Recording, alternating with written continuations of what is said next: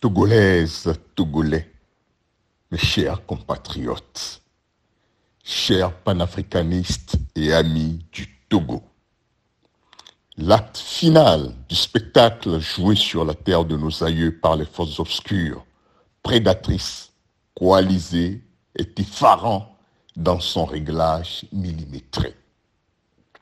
4 janvier 2024, mort subite en exil dans le comté de Stockholm, en Suède, du patriarche de la nation et père de l'alternance, son Excellence Monseigneur Philippe Fanoko Bodjo. 3 mars 2024, mort subite en exil à Tema, dans la République du Ghana, du président légitime du Togo, président démocratiquement élu le 22 février 2020 et père de la souveraineté intégrale du Togo, sitôt son Excellence Dr Gabriel Agbeyome Messan Kodjo. 3 avril 2024, arrestation de 9 premiers responsables et cadres de la coordination nationale de la dynamique Monseigneur Bodjo, tandis que le gouvernement illégitime et illégal de Lomé annonçait par un communiqué laconique le 5e report des élections régionales et législatives annoncées depuis 2022 afin de pouvoir légitimer le quintuple coup d'État électoral, militaire, judiciaire, médiatique et diplomatique auquel est venu s'ajouter l'odieux coup d'État constitutionnel du 25 mars 2024 qui viole les dispositions communautaires de la CEDEAO, notamment le protocole A-SPM-12-01 de la bonne gouvernance et de la démocratie, additionnel au protocole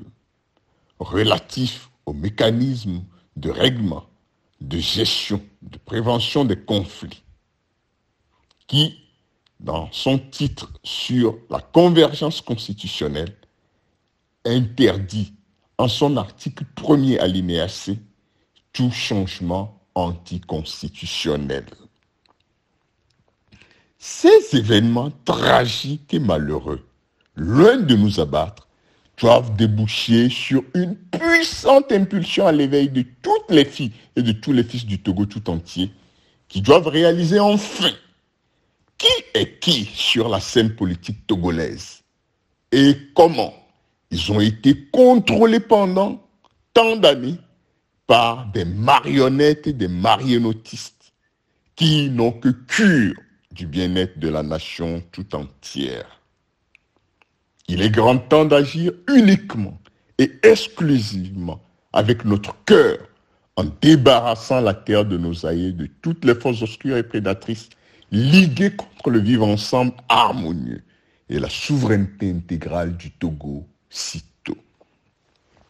Togolaises, Togolais, mes chers compatriotes, la libération du Togo du joug de l'humiliation, de l'asservissement, de la prédation au nombre de ses richesses et de la déshumanisation passe irrémédiablement par une révolution citoyenne et populaire ici et maintenant.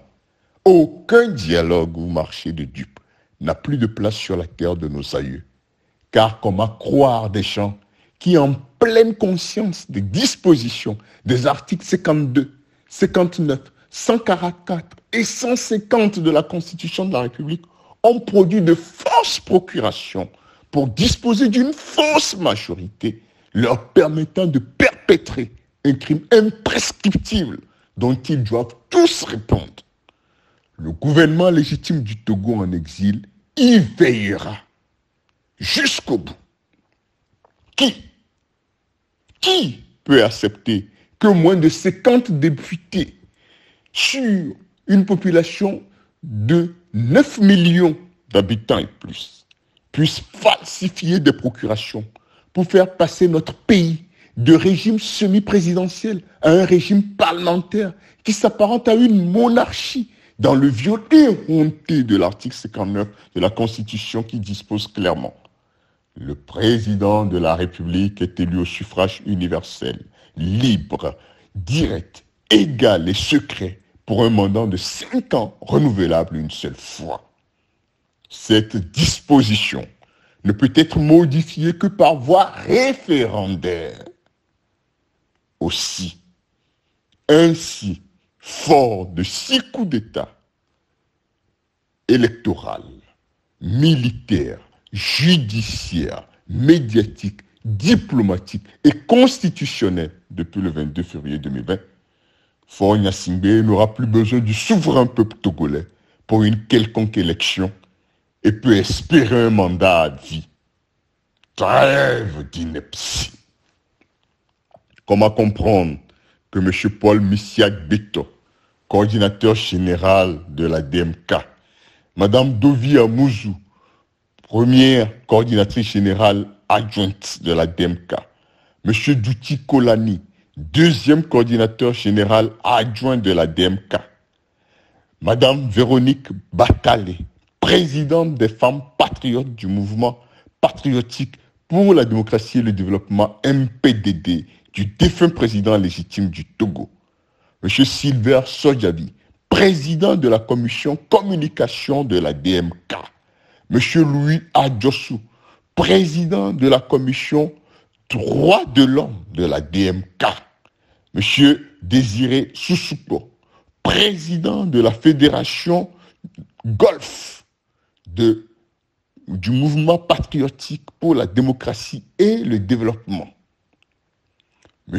Obi Olou, M.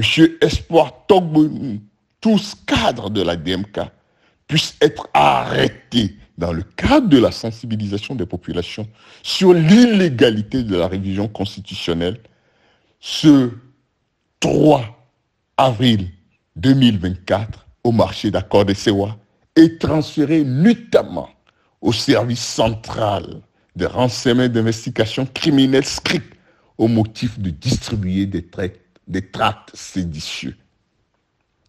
Comment croire Faure Gnassingbé et son gang alors qu'ils persécutent les patriotes souverainistes de la DMK qui prônent l'éthique au cœur de la politique et une gouvernance vertueuse de la République, sans faux fuyant, contrairement au règne chaotique, kakistocratique de la dictature militaro-clanique, néocolonialiste et multidécennale. Revêtu du sceau de la légitimité populaire conférée à la DMK le 22 février 2020, je demande urgemment à toute la population sur le territoire national, dans la diaspora, de se mobiliser pour obtenir la libération immédiate et inconditionnelle des responsables de la DMK arrêtés, car ils n'ont pas usé de violence, ni préconisé son usage. Souverain peuple togolais, du nord au sud, de l'est à l'ouest, et dans la diaspora de par le monde, lève-toi avec vaillance, ici et maintenant, pour libérer les 9 responsables de la DMK, de même que tous les prisonniers politiques, et chasser de la terre de nos aïeux Faure Gnassingbé et son gang, afin que puisse s'ouvrir devant nous une nouvelle ère plus sereine et glorieuse de notre histoire commune. J'interpelle de nouveau la CEDEAO, l'Union africaine, l'Union européenne, les Nations unies et tous les partenaires internationaux qui feignent d'ignorer l'extrême gravité des postures hasardeuses de Faure Gnassingbé et son gang sur la vie de la nation togolaise tout entière. Il est temps de le confronter enfin à ses propres turpitudes. Une nouvelle page doit impérativement s'ouvrir devant la nation tout entière, ici et maintenant, sans concession aucune aux forces prédatrices coalisées. Et il est de notre responsabilité individuelle et collective d'œuvrer courageusement à l'émergence glorieuse du Togo, phare et or de l'humanité. Togolaise, Togolais, lève-toi et défends énergiquement ta patrie. Vive la liberté d'expression et tous les droits constitutionnels de tous. Vive la souveraineté intégrale du Togo. Vive la République et que l'Éternel bénisse le Togo et chacun de ses enfants.